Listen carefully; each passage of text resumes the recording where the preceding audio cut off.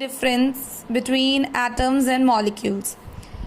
Oxygen, it is represented by the symbol O, and it has 8 electrons. We have just read about electrons. These are electrons, right? And here we have protons and neutrons. This is an atom of oxygen, right? For simplification, let us draw it as a circle, right?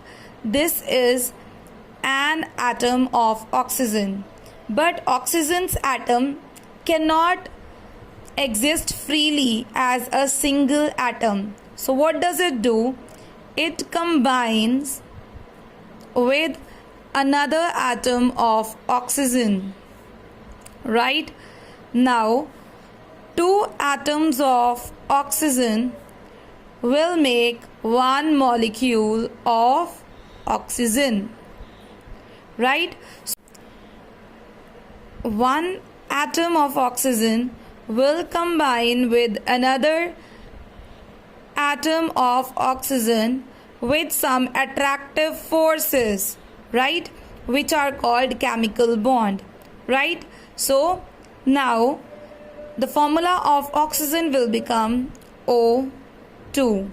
Now this is a molecule of oxygen which is made up of two atoms of oxygen, right? Earlier this atom is called the smallest unit of the element, but it is not able to exist alone, so it will combine with another atom of same kind and forms the molecule of oxygen.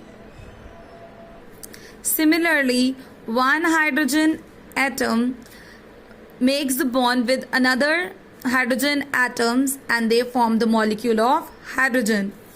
They have a single bond, they have a double bond, they have a triple bond, right?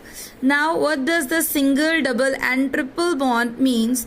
This means that how many electrons of that atom are involved in the formation of the molecule. Now we will study about compounds. So we already know that there are also pure substances which are formed when two or more elements combine chemically together in a fixed proportion by weight. They form a compound, right? Now we know that element is also a pure substance and compound is also. So what is the difference between them? Now we have already studied that it is made up of only one kind of particles, right? But compound is made up of more than one kind of atoms. For example, hydrogen is an element, right? But water is a compound. It is made up of hydrogen atoms as well as oxygen atoms. Then why is it called a pure substance, right?